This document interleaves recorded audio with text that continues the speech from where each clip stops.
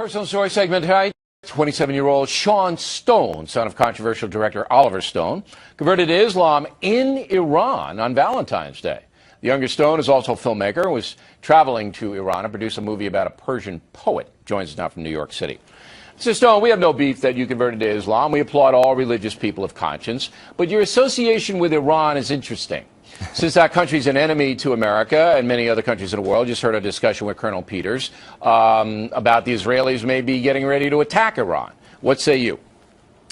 Well, in the first place, I wouldn't say, the conversion is an interesting word because I don't believe you can convert from one God, from one God to the same God. So I've always believed in the same Judeo-Christian God, and I think it's a misunderstanding of Islam to say that it's Allah is a different God. It's just a different name for the same one. So I accepted Islam, and I think it's an important move. Also politically, if you want to understand the history of this region, because, the Persians have been, Muslim for going on, 1,400 years. They have many Jews in Iran, and actually I spoke with some when I was in Isfahan, which is where I took the vow. And, the Iranian people are very intelligent people.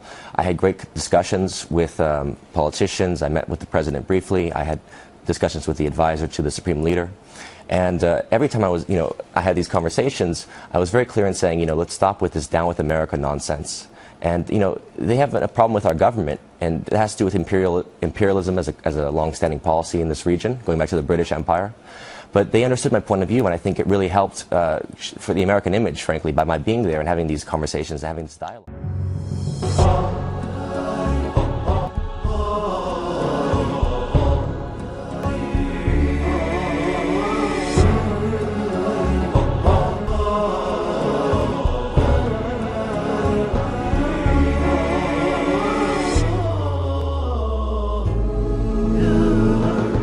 I'm Sean Stone. I'm a filmmaker, writer, director, actor, producer. My first film, Greystone Park, just came out on demand and DVD. It's now available. I'm also featured on the Conspiracy Theory. I'm also featured on the Conspiracy Theory with Jesse Ventura, the TV show. So that'll be coming out November 7th, the new season.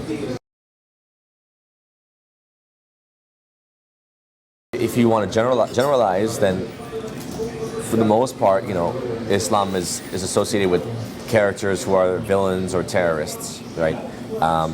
What comes to mind recently, for example, is a TV series, Homeland, which is very popular.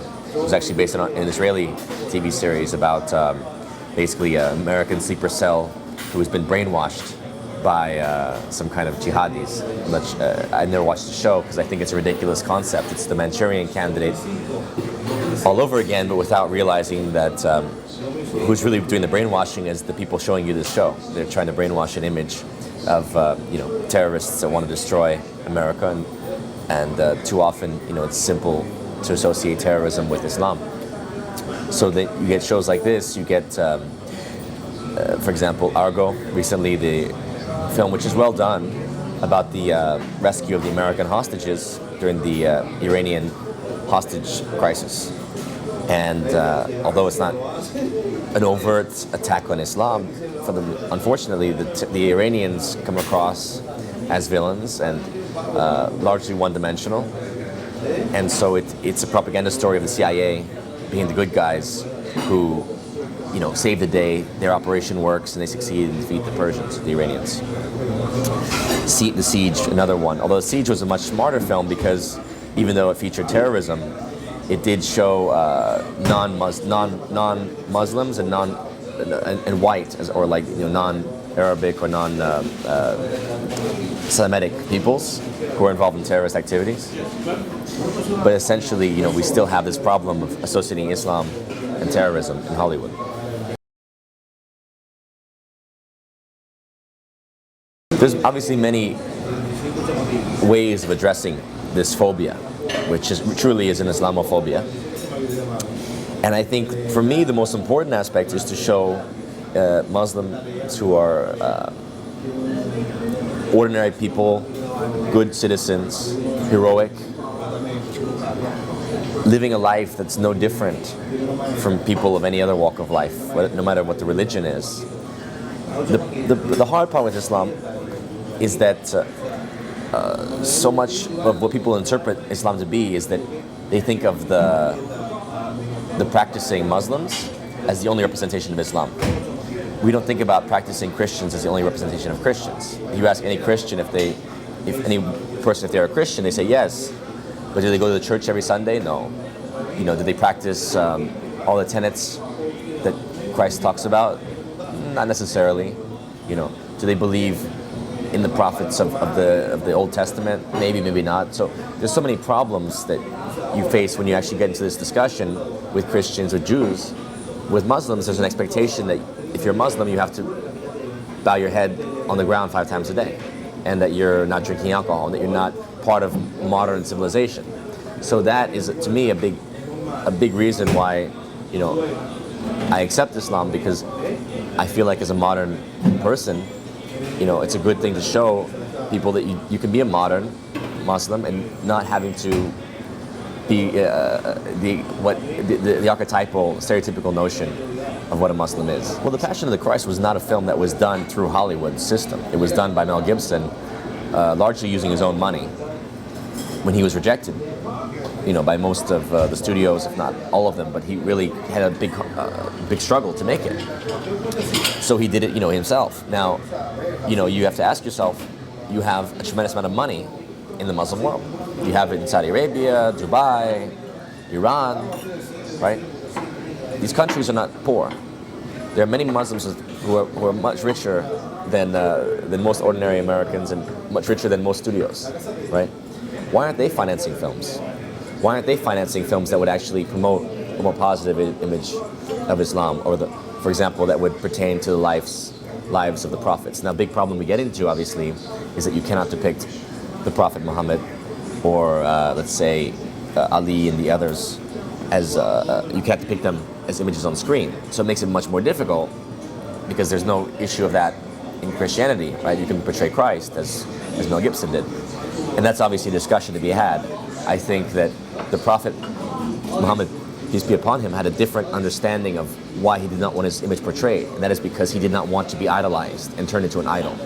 But it was not to say that he was above being portrayed for the image that he created upon earth. I think he would want people to, you know, look to him as a model, to spread his word, and, you know, the image oftentimes comes into that. The image now comes into play much more in our society now than he would have been aware of at the time. So it's a different era, but this needs a discussion, you know, especially when it comes to Ali and the other imams who follow the Prophet. Why cannot we portray them and show, for example, the Ashura, what happened at Ashura, so people can really understand the sacrifice of the martyrs? They can have a deeper appreciation. But until we can open up the discussion of actually portraying them on camera, it's difficult to make a film about them. The best thing that we can do to improve the image of Islam in media is, in our own right, in our own capacities, to speak up, to support foundations that, for example, there's an Ethnic Understanding Foundation that Russell Simmons is involved with here in New York City. You know, organizations like this that facilitate dialogue between cultures, between religions. We can do it by being outspoken in our criticism against the extremists no matter what their religion, but anyone who, for example, promotes terrorism or war or murder. It doesn't matter if it's done by a Salafist suicide bomber or through American missiles. You know, we have to be openly critical of people who do not have respect for human life. And honestly, there has to be a stand taken against the abusing of civil liberties here at home. You know, if Muslims do not have the courage to stand up and say that there's abuse going on here in America, that this country is becoming, not just since the Patriot Act, but also since Obama's decrees allowing him to assassinate American citizens, regardless of the fact that they can be claimed to be terrorists, they're American citizens nonetheless that he's killed. And every Muslim should be outraged, as well as every American citizen. But we have to do so and, you know, and speak out, speak openly, and address these kind of a situation, because otherwise no one's going to do it for you. That's one aspect. The other aspect is simply, to use our resources and to try to do documentaries and tell stories that convey, not from the point of view of Islam. You see, I don't believe that you're going to win the battle by trying to say, this is what Islam is, and we need to do a documentary to almost like a propaganda for the religion. As I said before, the best thing to do is to be a good citizen, to be a righteous person, to stand up, to create characters that are heroic. And if they're also Muslim, then this goes a long way towards portraying the greatness of the faith. But you don't have to go and beat people over the head with the idea that Islam is better than Christianity or Judaism. That's not our point.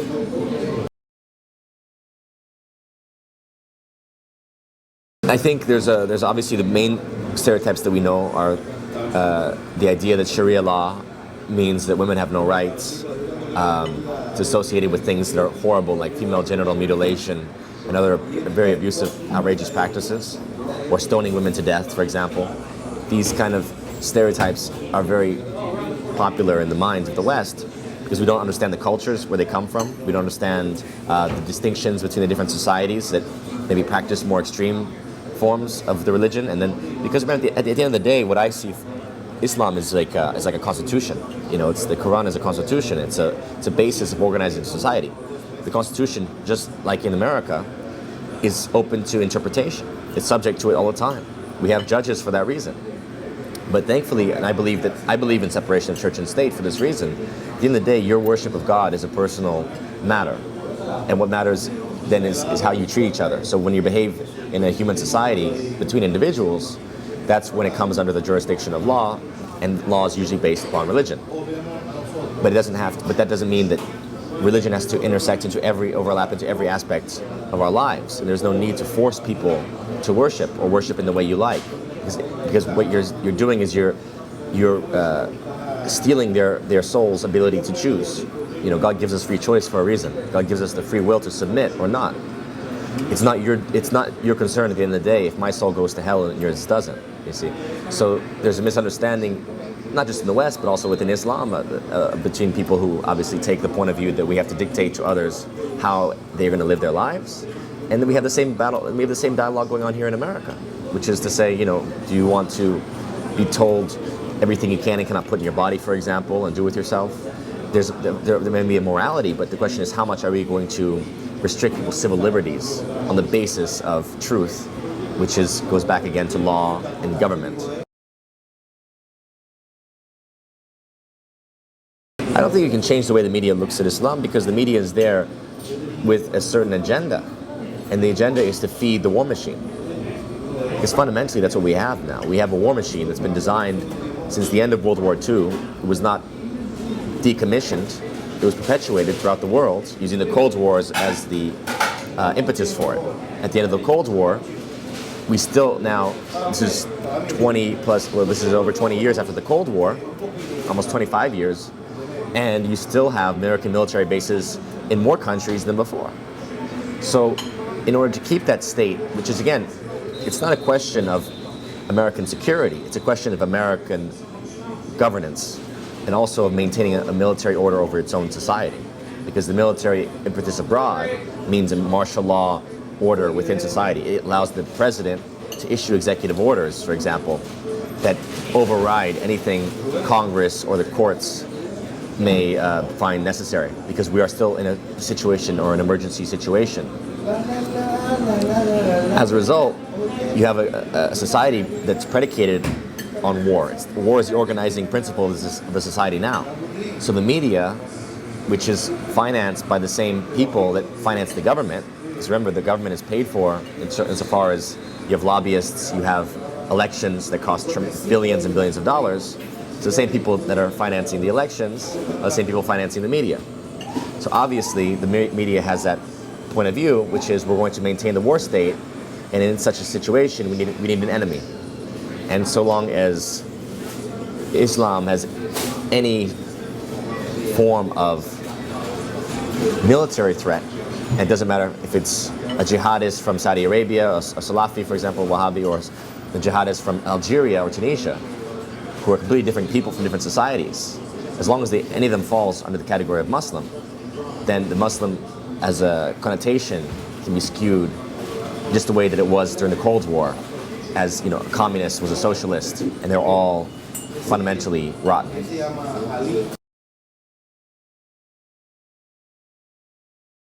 So the question is, how can we change the view of the general public about Islam? Well, I think that goes back to your question before. How do we change it within the media? Well, we change it by doing things like organizing around certain organizations that facilitate Muslim, Jewish, Christian understanding and dialogue. You do it by having public figures who are not afraid to support Islam or to proclaim, accept Islam, or to challenge the notion that Islam as a religion has anything to do with the actions of certain individuals or even certain societies. Because again, you're talking about any country from Iran to Saudi Arabia to Turkey. You're talking about different countries with different political systems in place of power. And just like you can't say that you cannot accuse every member of a church of being responsible for the crimes of the Catholic Church, you see. So we have to do our best to educate people, to use media for that reason, and to use organizations to actively promote not just dialogue, but ultimately the development of the Middle East as a region. Because only when people are actually moving towards the development of, for example, the new Silk Road, we need to redesign the Silk Road from China through Iran, Afghanistan, Iran, Turkey, to the Western European countries, right? This Silk Road concept, which could be a railroad system, for example, would allow tremendous amounts of trade and new industries to form and new technologies to develop as a result of this trade between peoples. And that ultimately is the proof of life, because life itself is creative and life always wants to grow. And anyone who opposes it, whatever terrorism they may use, whether they're British imperialists or Salafists or whatnot, anyone who opposes that is fundamentally opposing humanity. I think for me, a big problem about Islam is, just like with Christianity or Judaism, it's not totalitarian. It's a personal way of worshiping God. No matter what your faith, you have the same challenge. The question is, where do you want to work? Because if you're a Muslim filmmaker in Egypt, you have a different challenge than if you're a Muslim filmmaker in Iran, than in Pakistan. So I can't advise anyone to how to promote themselves or to make their career any more than I can tell someone in America how to make your career. It's ultimately a personal battle that you have to go through in life to try to find the market where you can work, to try to find the people you want to work with and the stories that you want to tell and where you can tell them.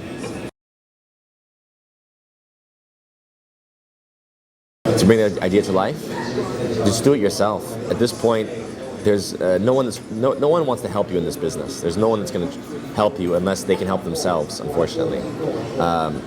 There might be some good benefactors you come across in life who see a talent and they see a story that they like and they want to see it made. But there's, unfortunately, at this point, very little that can be done to help young talent, because there's almost a saturation in the market across the globe of cinema and stories being told between TV and short films and feature films and documentaries. So really you have to just try to make it yourself with the tools you have, the resources, the people you have, the family, friends that can support you, and ultimately build it step by step, because a career is a long time, so there's no easy key that opens all the locks. I don't particularly see Islam as having changed my life, because I think that my life is only a question of my faith in God and how my faith grows and how I hopefully I gain insight by studying, for example, Imam Ali and certain philosophers. But this is a lifelong exploration as you continue to read and explore and expand your mind, and you have interactions with people that come into your life. And ultimately you're getting, I feel like, as I go, I just keep getting more and more in touch with myself, and that leads me to my faith in God. So there's nothing that's, you can say, is definitively shifted. I'm not one of those, I was never someone who was look lost and then I feel like I'm found. It was never that kind of situation. That's not why I embraced Islam. I embraced it as a man who respects the Prophet Muhammad as the last prophet in the line going back to Abraham. And that's why I've always said, you know, I'm just as much Christian and Jewish as I am Muslim, because we all come from the same prophecies. I was surprised, I think, by the amount of attention in the press, because I did it in Isfahan, in Iran, in a little ceremony with literally one man. He's not an imam. What do you call him? A mullah. I think he was a mullah. One little mullah and his couple of his associates, and that was it. I mean, very few people knew about it, and yet once the story leaked, and then it went to Reuters. I mean, literally within 2 minutes, I was getting phone calls from Reuters, and then came international news, and I didn't expect such an uproar, because to me it was not it was a personal moment of decision, but it was not to me such a sort of newsworthy as far as I was concerned. I'm sure. I mean, I think that the acceptance of Islam was politicized insofar as I said, there was a shot heard around the world of media coverage of the event, and that unfortunately focused upon the idea that, oh, he's a lost kid who is looking to, you know, rebel, or he's even more lost. It was Islamophobia that kicked in at that point, and they missed the whole message, which was actually President Ahmadinejad of Iran recently said this. You know, he said, I'm a Christian, I'm a Jew, I'm a Muslim. He said, pious people of any religion, even Hindu, Buddhist, when you're pious, that means you have faith in God. And that means that fundamentally you're a good person. And it doesn't matter your religion. And that's what I was trying to convey. And instead of that message, it became spun into the whole issue of Iran, supporting Iran, being opposed to the Western interest as though the West is Christian. I mean, remember, Christ himself comes from a Semitic country. He was Semitic. He looked more like an Arab person than he does like a white Texan who thinks that Christ spoke English. And that's the nature of Islam now. So one day, hopefully, it will be just as prevalent throughout the world insofar as white people and others, because many Asians obviously have already started to adopt Islam, many Africans, and hopefully we'll see also more whites, the same way that now we have so many white Christians. There's a certain destiny to it, there's a certain fate, if you believe in that. More importantly, I saw it as bridging something in myself and within this divide between East and West, which I think certain historical figures had actually addressed before. For example, the Knights Templar, when they were there during the Crusades, the Christian knights, some of them embraced Islam in secret, and most of them interacted with at least the assassins, right, who were Ismailis.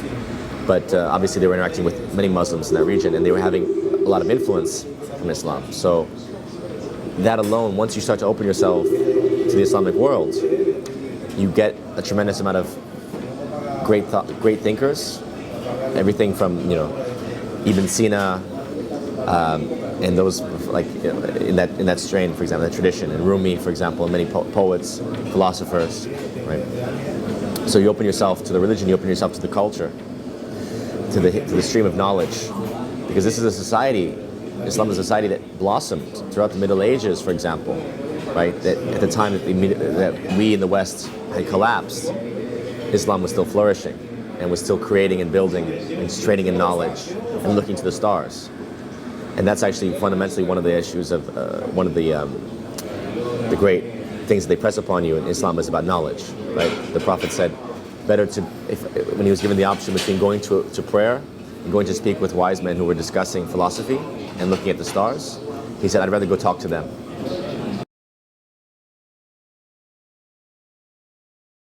No, I don't think Islam restricts you in the sense that we're here as human beings. You know, everyone has to go through the same doubts, the same temptations, the same desires, the same dreams. And they're different. We go through different cycles in our lives. And no one is perfect. We're all flawed. We all sin. We all hurt other people, which is to me the most important nature. What is it to sin? To me, to sin is to hurt someone else. We all do it. The question is, how much are you conscious of that? Willing to repent for it? Willing to try to make yourself a better person? And every day striving to be as good a human being as possible. That's what matters. And the issue of restrictions and limitations, these are limitations of thinking. At the end of the day, we are here to help each other, to enable each other to become better. And that's a great opportunity, a tremendous opportunity. It doesn't matter what your religion. It's a question of actually, are you here to serve God? And that's all I ask every day, that I can serve and be an instrument of God.